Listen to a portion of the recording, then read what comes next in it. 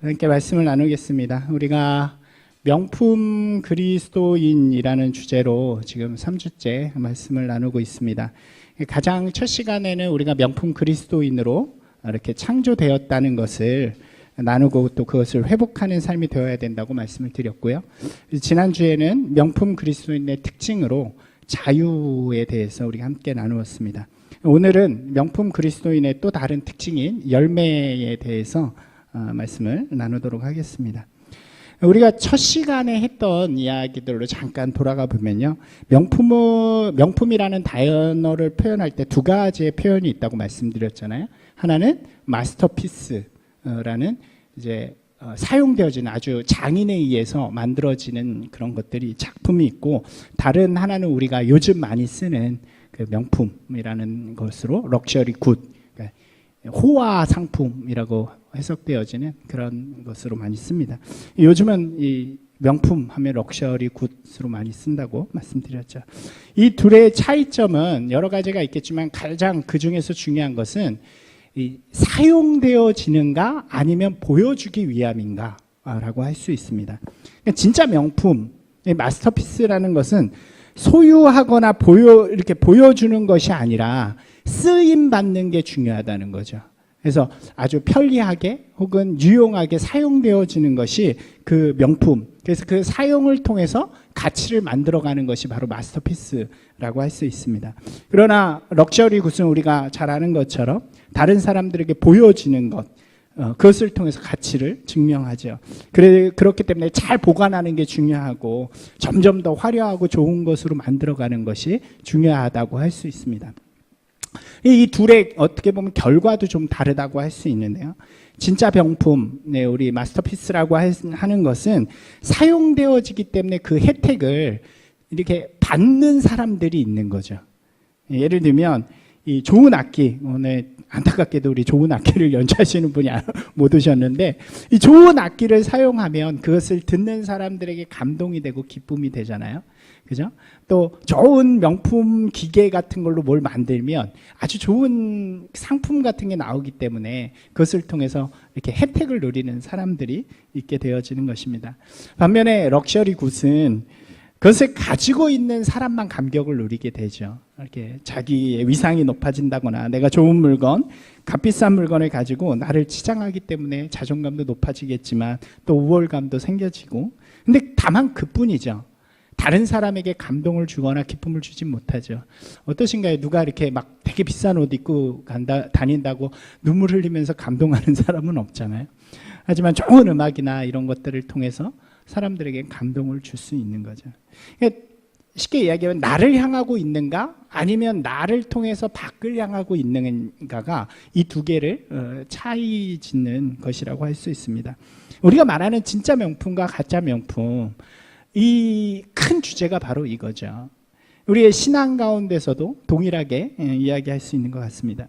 우리가 그리스도인으로 살아간다고 할 때 그 신앙의 가치가 과연 나만을 향하고 있는가 아니면 나를 통해 하나님의 그 사랑이 세상 가운데 흘러가도록 하고 있는가, 이게 바로 차이점이라고 할 수 있는 것입니다. 내 신앙을 통해서 다른 사람에게 영향을 주고 기쁨도 주고 감격도 주는 그런 신앙이 진짜 명품 그리스도인, 명품 신앙이라고 말할 수 있다는 거죠. 어떤가요? 여러분 어떻게 살아가시나요? 이 시대의 그리스도인, 기독교는 이런 명품 그리스도인의 모습으로 살아가고 있다고 생각하시나요? 그렇지 못할 때가 참 많은 것 같아요. 그렇죠? 기독교에 보면 여러 교단이 있어요. 알고 계신 교단들이 있죠. 우리는 무슨 교단이죠? 감리교. 예, 감리교고, 그 다음에 우리나라에서 가장 큰 교단은 장로교죠. 근데 장로교에도 굉장히 많은 교단이 있어요. 장신대 쪽으로 대표되는 이 통합 측이라는 곳이 있고, 또 총신대 쪽으로 되는 합동 측이라는 곳도 있고, 그 다음에 가장 보수적이라고 이야기되는 고신 쪽도 있고, 그 다음에 합신도 있고, 뭐 정확히는 모르겠는데 장로교회만 교단이 150 몇 개가 있대요.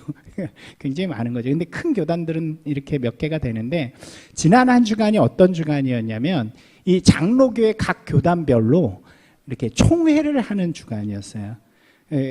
1년에 한 번 모여가지고 이렇게 목사님들이 어떤 방향으로 우리 교단이 갈 것인가 그거를 결정하기도 하고 또 어떤 문제들에 대해서 질의하기도 하는 그런 것들이 총회거든요. 그런 것들을 하는 기간이 바로 저번 주였습니다. 근데 여기서 이야기되는 것들이 우리나라의 기독교 영향력이 있다 보니까 가끔씩 이 외부에, 그러니까 일반 매스컴에 나올 때가 있어요. 요번에 등장한 이슈, 그러니까 이런 총회들 속에서 등장한 이슈가 크게 두 개가 좀 이렇게 매스컴에 나왔는데, 하나는 우리가 좀 이렇게 좀 부끄럽지만 잘 알고 있는 큰 교회의 세습 문제. 그게 이제 큰 이슈가 돼가지고 일반 매스컴에 나왔고, 또 다른 하나는 뭐였냐면 천주교를 이교로 지정하느냐, 이 문제가 하나가 이슈가 됐어요. 그래서 사람들이 난리가 난 거죠. 니네가 뭔데 기독교가 천주교를 이단으로 지정하냐. 근데 잘못된 거거든요. 이단이 아니고 이교. 이단은 우리 교단의 잘못된 교리를 가지고 있는 거를 이단이라고 한다면, 이교는 우리랑 상관없는 다른 종교다라는 거거든요. 그러니까 불교나 이렇게 이교로 하는 것처럼 이 두 가지 이슈가 뉴스에 나오니까 사람들이 득달같이 달려들어가지고 세습 막 이러면서 욕하기도 하고 막 이렇게 하면서, 이렇게 그런 뉴스들을 보고 이렇게 궁금하니까 보다가 댓글들도 보면서 참 좀 가슴이 아픈 마음이 있었습니다. 왜 이렇게 기독교 얘기만 나오면, 꼭 이 문제 아니더라도 기독교에 대한 어떤 이야기들만 나오면 세상에서 쌍심지를 키고 이렇게 욕하는 사람들이 많을까, 이런 생각들을 좀 해보게 되는 거죠. 왜 그럴까요? 우리가 그렇게 잘못했나요? 여러분 잘못 안 하면서 사시잖아요. 우리가 기독교가 뭘 세상 가운데 그렇게 잘못했는가, 비난받을 만한 것인가 생각해 보면서, 우리가 80년대 90년대를 생각해 보면 교회와 목회자 이런 분들이 좀 존중받고 칭찬받고 인정받던 시기가 있었던 것 같습니다. 그때는 교회가 세상에 빛이 되어지는 곳이었죠. 다른 이들을 더 많이 섬기고 돕고 나누는 일을 행하면서 세상 속에 사랑을 전하고 복음을 전하고 생명을 전하는 그런 교회로서의 역할을 잘 감당했다고 할 수 있습니다. 이게 잘 사용되어졌던 거죠. 잘 사용되어져서 세상에 유익하도록 하는 교회가 됐기 때문에 사람들이 인정하고 칭찬하고 그런 일들이 있었던 거죠. 그런데 2000년대를 좀 지나오면서 세상이 살기 좋아졌어요. 발전하고, 그러면서 더불어 교회도 굉장히 성장하고 발전하게 됩니다. 그러면서 교회와 신앙이 점점 보여지는 것, 그러니까 가지는 것, 누리는 것을 추구하는 것으로 조금씩 변화되기 시작했던 것 같아요. 교회는 점점 더 크게, 더 찬란하게, 더 럭셔리하게 보여지기를 원합니다. 목회자들은 성공하기를 꿈꾸면서 성공하는 것이 세상에서 받는 복처럼 그렇게 선포하기도 하고요.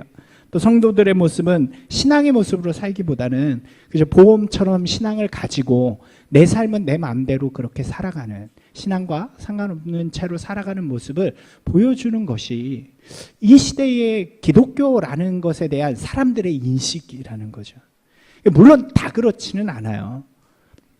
물론 다 그렇지는 않지만 그렇게 보여지는 교회, 그렇게 보여지는 목회자, 그렇게 보여지는 신앙의 모습들 때문에 우리를 세상이 진짜 명품으로 보는 게 아니라 럭셔리 굿처럼 그렇게 막 다 온몸을 명품으로 치장하고 다니는 사람들을 볼 때 조롱하듯이 그렇게 우리를 바라보는 경향들이 지금 이 시대에 존재한다는 사실입니다.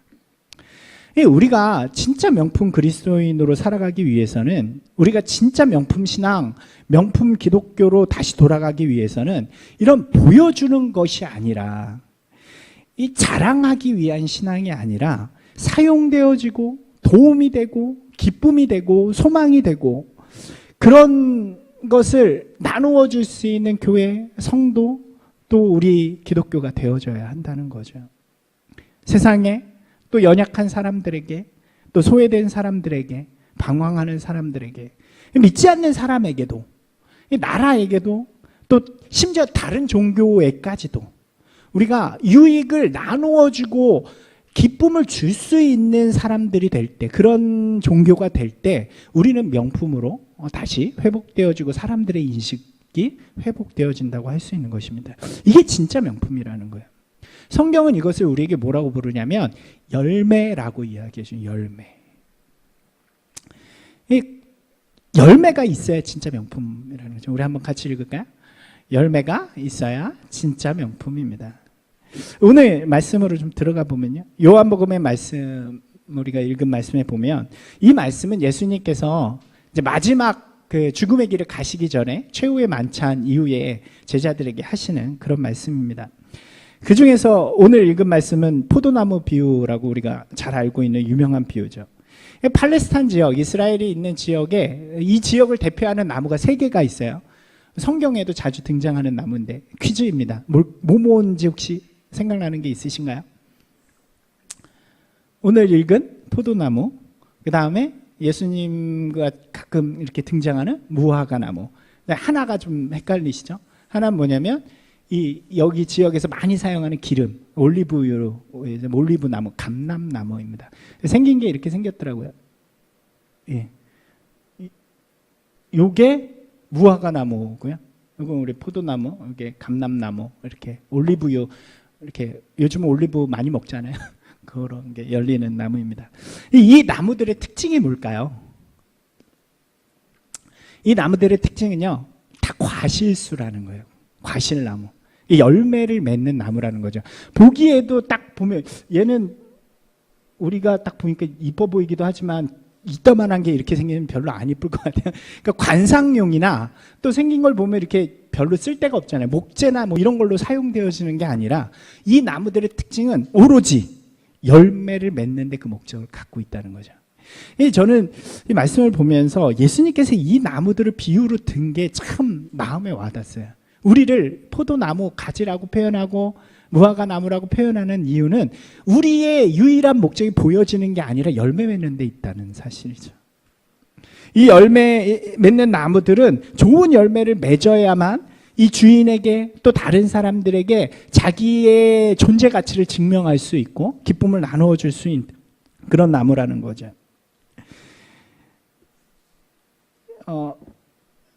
2절 3절 한번 같이 읽어볼까요? 물은 내게 붙어 있어 열매를 맺지 아니하는 가지는 아버지께서 그것을 제거해 버리고 물은 열매를 맺는 가지는 다 열매를 맺게 하려 하여 그것을 깨끗하게 하시느니라. 너희는 내가 일러준 말로 이미 깨끗해졌느니라. 예수님께서 제자들을 모아놓고 처음에 이 앞에 우리가 읽지 않은 말씀인데 뭐라고 말씀하세요? 나는 포도나무요 너희는 가지다. 그리고 하나님은 이 과수원의 농부시다. 그러면서 이렇게 말씀하시는 거예요. 내게 붙어있지 않은 열매를 맺지 못한다. 그건 다 버린다. 이렇게 말하는 거죠. 이 말씀 안에서 3가지의 정보를 우리에게 이 말씀은 분명히 이야기해 주세요. 가장 먼저는 열매를 맺지 않는 가지는 버려진다는 거죠. 그리고 그 가지를 깨끗하게 하신 이유가 그 가지를 이렇게 막 잘 보듬고 잘 관리한 이유가 오직 열매를 맺게 하기 위함이다. 그리고 마지막에 열매를 맺은 가지는 야, 너 열매 맺었어. 너 중요해. 그러면서 더 귀하게 다뤄주셔서 더 많은 열매를 맺도록 하신다는 것입니다. 하나님이 예수 그리스도를 통해 우리를 부르신 것이 바로 이 아름다운 열매를 맺도록 하기 위함이라 이렇게 말씀하시는 거죠. 이 열매를 맺는 믿음은 더욱 풍성해져요. 근데 반대로 열매 없는 믿음은 결국 가짜가 되어진다고 이야기하는 것입니다. 그 가지, 우리는 가지예요. 가지의 판단 기준은 오직 뭐예요? 열매라는 거예요. 열매가 아예 없으면 버려진다고 이야기하죠. 6절에서 다시 한번 말씀해 주세요. 다시 한번 같이 읽어볼까요? 사람이 내 안에 거하지 아니하면 가지처럼 밖에 버려져 마르나니 사람들이 그것을 모아다가 불에 던져 사르느니라 이렇게 이야기하죠. 이 구절의 의미는 이 가지가 불쏘시개로 이용되어졌다 이런 말이 아니죠. 무슨 이야기인가요? 이것은요 쓰레기가 됐다는 거예요. 버려져가지고 말라가지고 쓸데없어요. 그러니까 들어오니까 그냥 놔두면 안 되니까 사람들이 이걸 갖다가 태워서 없애버렸다. 이런 이야기입니다. 여러분 이것과 매우 비슷한 이야기를 예수님이 이전에 하신 적이 있어요. 혹시 기억나시는 말씀이 있나요? 마태복음 5장 말씀인데 한번 같이 읽겠습니다. 너희는 세상의 소금이니 소금이 만일 그 맛을 잃으면 무엇으로 짜게 하리요? 후에는 아무 쓸데없어 다만 밖에 버려져 사람에게 밟힐 뿐이니라. 이렇게 말씀하시죠. 비슷한 말씀이에요. 소금이에요. 우리는 소금인데 소금의 역할은 뭔가요? 짜서 음식의 맛을 내주고 짜서 음식을 썩지 않게 하는 게 소금이잖아요. 그런데 그 짠 맛을 잃어버렸대요, 소금이. 그러면 이 소금은 뭐예요? 쓸데없는 거죠. 그러니까 어떻게 돼요? 밖에 버려지고 사람들에 의해서 밟힌다고 성경은 이야기하는 것입니다. 여러분, 이 세상 속에서의 지금 우리가 껐듯하면 아까 말씀드린 대로 막 밟히잖아요. 하나님의 이름이 모욕되기도 하고 교회가 막 이렇게 되기도 하고 요즘에 그런 이야기들이 너무 많죠. 왜 그래요? 바로 가진데 열매를 맺지 못하니까 버려져서 밟히는 거고요. 소금인데 그 맛을 잃어버리니까 그렇게 된다는 거죠. 반대로 이야기하면 소금이 짠맛을 아주 잘 가지고 있으면 어떻게 돼요? 아주 좋은 용도로 사용되어지는 거죠. 가지도 아름다운 열매를 맺히면 그 열매를 통해서 아주 잘 사용되어지고 그 주인이 그 가지를 소중하게 여기면서 자랑하는 그런 가지가 된다고 말할 수 있는 것입니다. 사랑하는 여러분, 이 마음을 좀 마음에 분명하게 새겨두기를 소망합니다. 우리는 열매를 맺기 위한 가지이다. 우리의 존재 가치는 이 열매를 통해서 증명되어진다. 그래서 마음에 분명하게 새겨야 되는 거죠. 그럼 그 열매가 무엇인가 우리가 질문할 수 있겠죠. 어떤 열매를 맺어야 하는가요? 예수님의 말씀의 앞과 뒤를 보면, 그러니까 요한복음에 나오는 앞과 뒤, 지금 이 포도나무 비유의 앞뒤에는 어떤 이야기가 등장하냐면 예수님이 보내주시는 성령에 대한 이야기가 등장을 해요. 예수님께서 최후의 만찬을 하신 다음에 제자들을 모아놓고 난 이제 죽으러 가라고 이야기하십니다. 제자들이 무섭잖아요. 다 우리를 데려와 놓고 이제 여기까지 와놓고 죽으러 가면 어떡하나. 예수님께서 말씀하시는 거예요. 두려워하지 마라. 내가 가지만 내가 너희를 위해서 보혜사 성령님을 보내주실 거예요. 그가 오면 너희와 함께 하시고 너희 안에 거하시고 너희를 인도해 주실 거야. 그리고 그를 통해서 너희의 삶에 아름다운 열매들이 맺혀질 거야 라고 말씀해 주시는 것입니다. 성경은요, 우리 보고 헷갈리지 말라고 그 열매가 무엇인지를 갈라디아서에서 분명히 말씀해 주시죠. 다시 한번 우리 갈라디아서 말씀 읽어볼까요? 오직 성령의 열매는 사랑과 희락과 화평과 오래 참음과 자비와 양성과 충성과 온유와 절제니 이 같은 것을 금지할 법이 없느니라. 우리 다시 한번 읽으면서 좀 머릿속에 기억해 두시면 좋을 것 같아요. 이거는 굉장히 중요한 성령의 열매이기 때문에 우리가 한번 다시 한번 시작. 오직 성령의 열매는 사랑과 희락과 화평과 오래 참음과 자비와 양성과 충성과 온유와 절제니 이 같은 것을 금지할 법이 없느니라. 이게 바로 성령이 우리 안에 계실 때, 우리가 성령님 안에 있을 때 우리 안에 피어나는 열매라는 거죠. 이 열매는 잘 붙어있고 그 나무에 잘 붙어서 영양분을 받으면 그냥 피는 게 열매잖아요. 그리고 그 열매는 그 나뭇가지를 위한 게 아니죠. 그 열매는 누군가 그 열매를 먹을 사람을 위한 거잖아요. 그런 말씀으로 우리가 이 방향성으로 이 열매들을 좀 이해해 볼 수 있어요. 사랑은 쉽죠. 사랑은 대표입니다. 하나님의 속성이기도 하고 은사이기도 하고 열매이기도 하고, 그래서 제일이 사랑이라고 이야기하고 우리 기독교는 사랑의 종교라고 이야기하죠. 모든 사랑하는 마음으로부터 이 열매들은 출발합니다. 사랑은 따로 설명하지 않아도 되잖아요. 우리가 관심이고 또 목숨을 줄 수 있는 것이고 이게 사랑입니다. 다음은 희락이에요. 희락은 기쁨과 기쁠이 즐거울 낙이잖아요. 희락은 기쁨과 즐거움이죠. 그래서 이 희락은 내 안에 기쁨과 즐거움이 있단 말이 아니라, 말씀드렸어요. 이거는 다른 사람, 방향성이 다른 사람이라고 말씀드렸잖아요. 그러니까 희락은 뭐냐면 다른 사람을 즐겁게 해주는 거예요.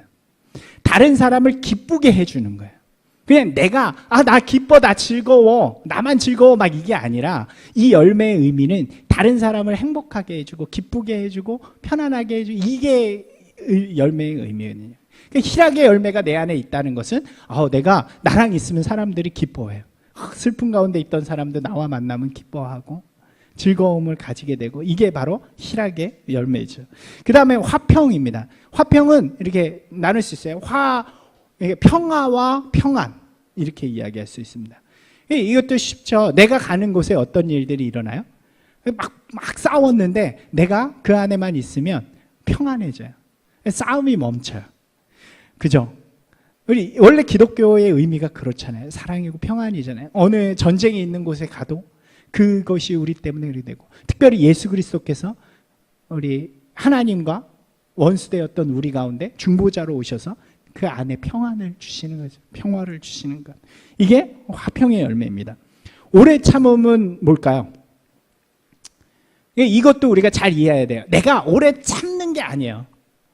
내가 아픈데, 내가 어려움이 있는데 내가 잘 참어, 이걸 이야기하는 것이 아니라 다른 사람에 대해서 참아주는 거죠. 다른 사람이 조금 못하고, 다른 사람이 좀 어렵고, 다른 사람이 날 힘들게 해도 그것을 기다려줄 수 있는 마음, 이것이 바로 오래 참음이라는 말입니다. 자비는 우리가 잘 알죠. 긍휼히 여기는 것, 도와주는 것, 이게 자비라는 거고요. 양선이 조금 어렵습니다. 그죠? 앞에 말들은 쉬웠는데, 양선은 뭘까요? 원어의 뜻을 살펴보니까 이게 헬라어에서 호의를 베풀다, 우리가 이렇게 이야기할 때 그 호의라는 단어가 바로 양선의 어원이더라고요. 그러니까 어떤 일들을 할 때 상대방의 유익이 되도록 나의 선택을 결정하는 것, 이게 양선이에요. 나의 유익을 위해서 상대방이 어떤 어려움을 겪든 막 이런 거 상관 안 하고 내 맘대로 하는 것이 아니라, 어떻게 하면 저 사람에게 더 유익할까 하고 그것을 선택해 주는 마음, 그것이 양선이라는 거고요. 충성, 이 말은 뭘까요? 나라에 충성한다 뭐 이런 의미가 아니라, 이 충성이라는 말은 신실함을 이야기해요. 그러니까 누구에게 대하든지 신실하게, 믿음직하게, 그러니까 뒤통수 치지 않고, 그죠? 이건 우리 부부 간에도 필요하고 우리 가족 간에도 필요하고 모두에게 필요한 거잖아요. 그죠? 우리가 믿음직하게 뒤통수 치지 않고 그렇게 살아가는 게 중요하죠. 누구에게든지 신뢰할 만한 그런 마음이 필요하죠. 이게 충성이고요. 그다음에 온유, 요게 우리가 이해하기 조금 쉽지 않은 단어 중에 하나가 양선, 또 온유인 것 같아요. 온유는 뭘까요? 이것도 보니까 이거는 유한 성품 정도로 해석할 수 있을 것 같습니다. 그러니까 다른 사람의 마음을 헤아려 알아주는 거죠. 같은 말을 해도 상처 주는 그런 말들이 아니라, 이 말을 했을 때 저 사람이 받을 마음들을 생각해 주는 선한 마음, 선한 성품, 이렇게 유한 성품, 이렇게 이야기할 수 있습니다. 그리고 마지막 절제. 그죠? 절제라는 표현은 이런 거예요. 그냥 참는다. 이것도 자기를 위하여 막 내가 다이어트 해가지고 하기 위해서 밥을 끼니를 굶는다, 이런 이야기가 아니라, 절제는 뭐냐면 우리한테 음식이 3개밖에 없는데 사람이 4명이에요. 그때 내가 이거를 안 먹어주는 거죠. 이게 이 열매들은 철저하게 방향이 나로부터 바깥을 향해 있는 것들이라는 거예요. 자, 이해가 되셨나요? 그 열매들의 의미가? 다시 처음부터 보면, 사랑, 한번 해보세요. 희락, 화평, 오래 참음, 자비, 양선, 충성, 온유, 절제, 이와 같은 것들이 성령의 열매라는 거예요. 그리고 이 열매들은 어디에서 꼽히냐면, 우리가 살아가는 삶의 자리에서, 가정에서, 또 직장에서, 또 사람들을 만나면서 그 열매들이 보여지는 거죠. 이 옆 사람들이 그 혜택을 받게 되어지는 거죠. 여러분 어떠신가요? 여러분은 이 중에 몇 개나 열매를 갖고 계신 것 같으신가요? 사랑, 화평, 희락, 뭐가 있으세요? 어떤 것이 있으신가요?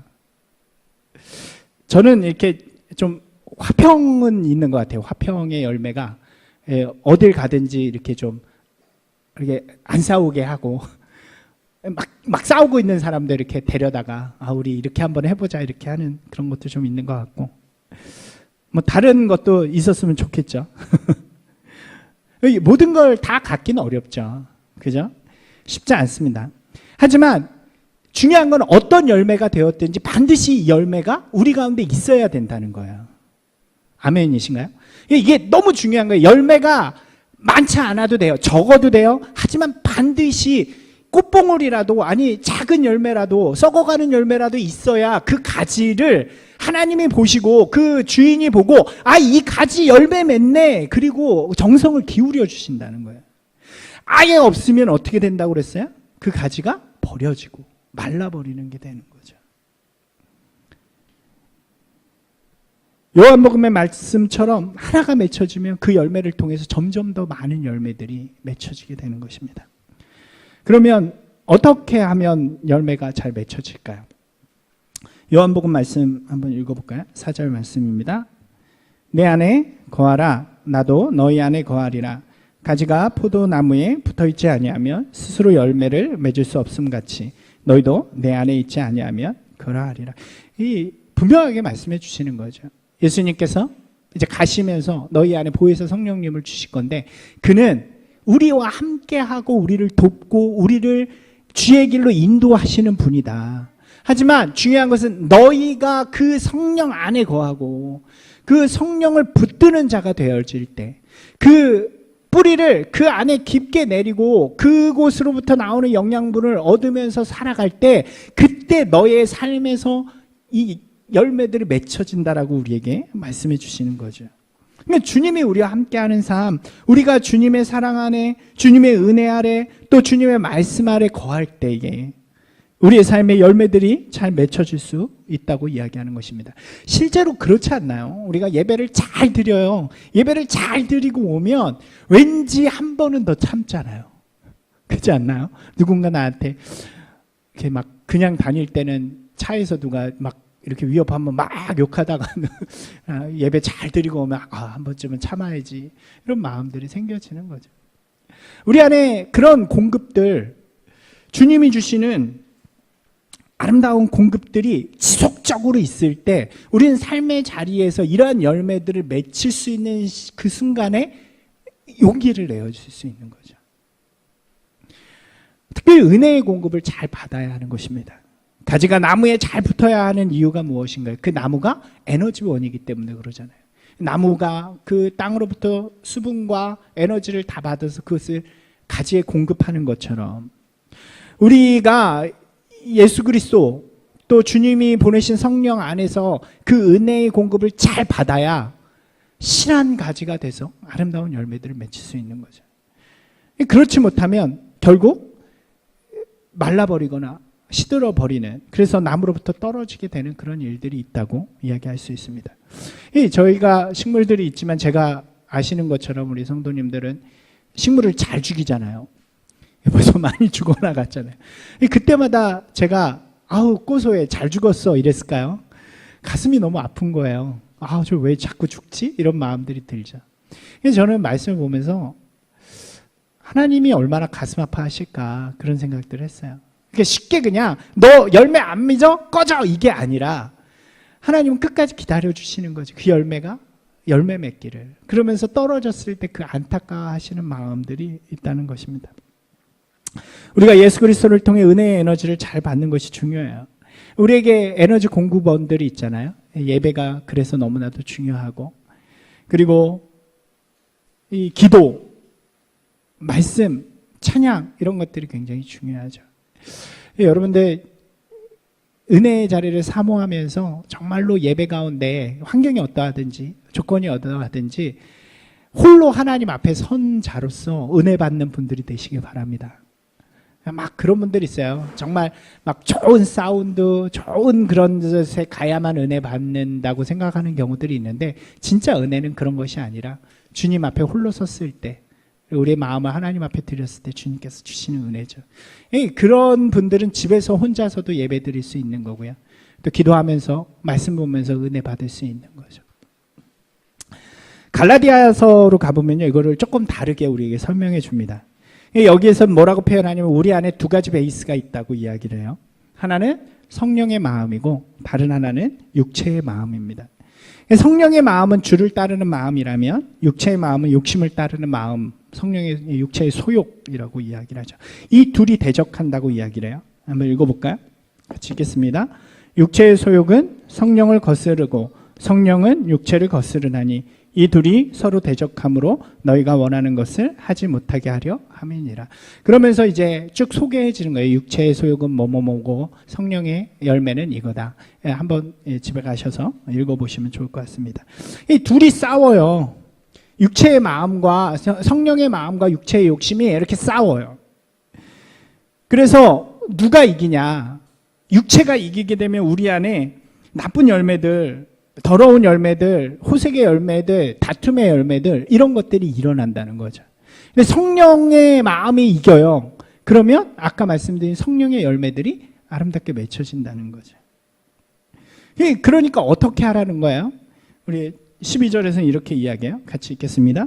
형제들아 너희가 자유를 위하여 부르심을 입었으나 그러나 그 자유로 육체의 기회를 삼지 말고 오직 사랑으로 서로 종노릇하라. 이렇게 이야기해요. 쉽게 이야기하면 싸워서 이겨라 이 얘기예요. 지지 마라. 이 갈라디아서 5장의 앞에는 뭘 얘기하냐면 자유, 우리 저번 주에 나눴던 그리스도의 자유에 대해서 설명을 해줍니다.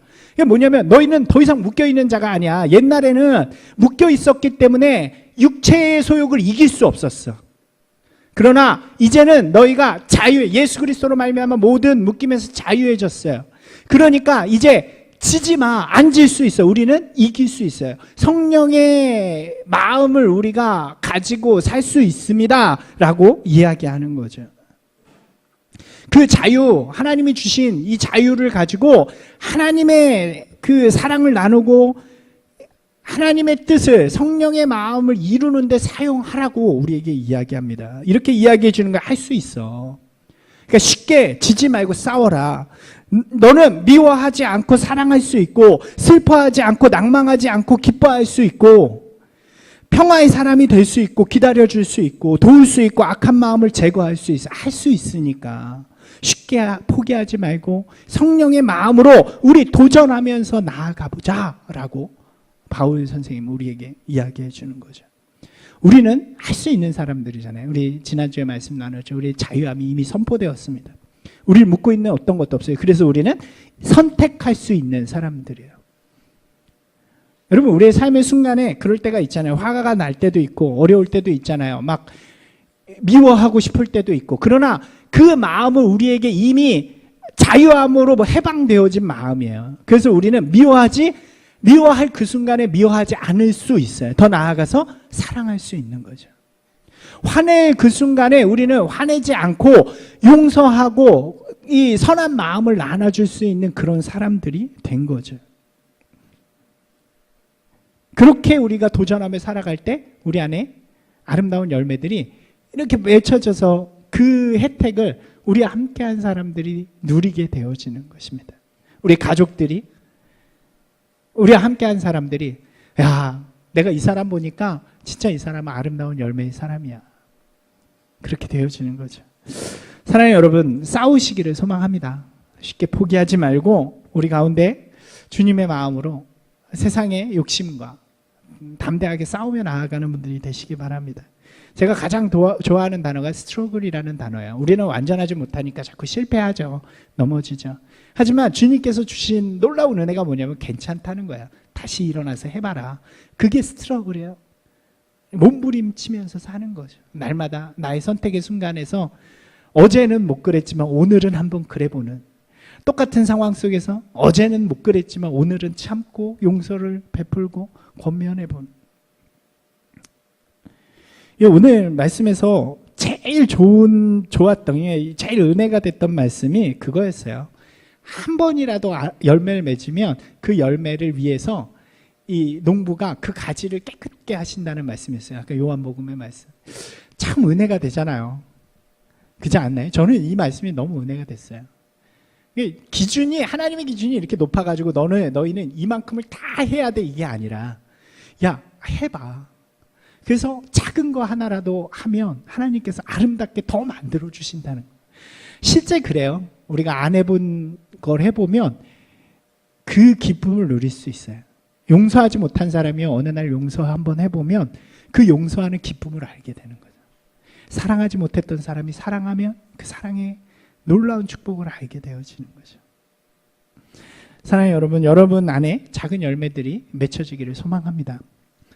사랑의 열매, 기쁨의 열매, 평화의 열매, 참고 돕고 섬기고 선한 마음으로 살아가는 그 열매들이 맺혀져서 그 열매들을 통해 여러분의 삶의 자리에서 진짜 아름다운 명품으로 다른 이들이 보면서 그 기쁨과 감격을 누릴 수 있는 그런 아름다운 명품의 모습이 회복되어지는 저와 여러분이 되기를 소망합니다.